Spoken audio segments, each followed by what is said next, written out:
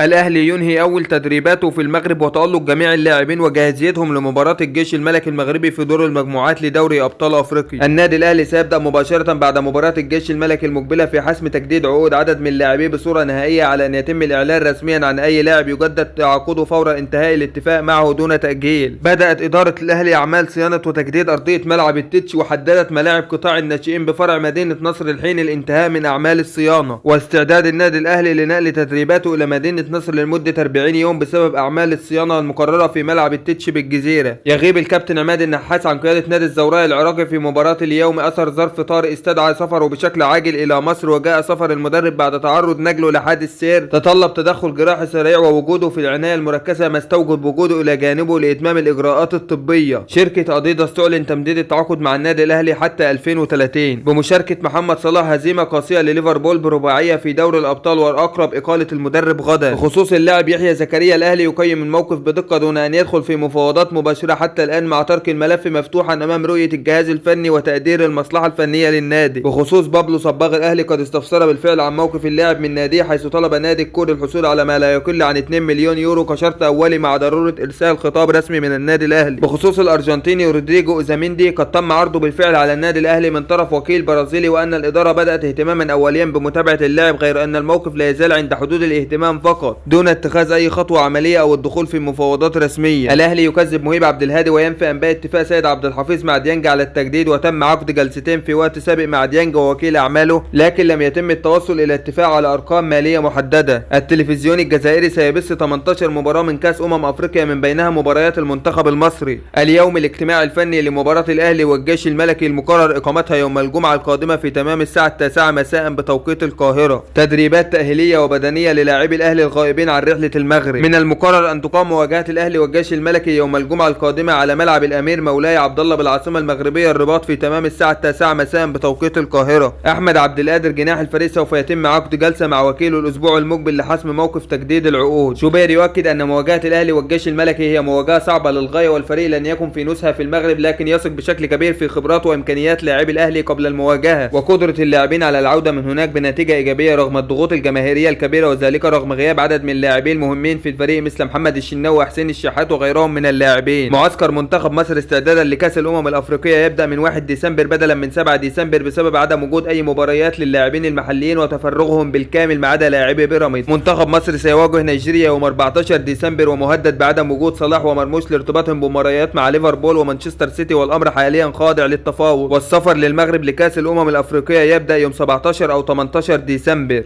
الأهلي يستعد لفتح ملف تجديد عقد اللاعب أحمد عبدين في ظل رغبة النادي في الإبقاء عليه ضمن مشروع الفريق للموسم المقبل. اجتماع الكابتن محمود الخطيب مع تروب المدير الفني للنادي لم يتطرق مطلقا إلى ملف التعاقدات أو الصفقات الجديدة، ولم يشهد طرح أي أسماء على عكس ما تم تداوله خلال الساعات الماضية عبر منصات التواصل الاجتماعي. الجلسة ركزت بصورة رئيسية على متابعة جاهزية ملاعب التدريب في مدينة نصر، والاطلاع على حالة الأرضية وتجهيزات الملحقات الفنية، إضافة إلى ترتيبات استقبال الفريق خلال فترة العمل هناك بعد حبس رمضان صبحي ل 30 ديسمبر المقبل على ذمة القضية أمس، وإيقافه 4 سنوات اليوم بسبب المنشطات. حملة دعم كبيرة جدا من نجوم الأهلي والزمالك لرمضان صبحي، من أول محمد هاني لكهربا لعمرو السولية لحمدي فتحي الأيمن أشرف لمؤمن زكريا المحمود علاء ورضا بوبو، والكل يدعو له. وبكده تكون انتهت أخبارنا، وما تنساش تصلي على النبي محمد صلى الله عليه وسلم، فلا خير لمسلم يتجاهل الصلاة على الحبيب المصطفى، وما تنساش الاشتراك في القناة وتفعيل الجرس ليصلك كل جديد.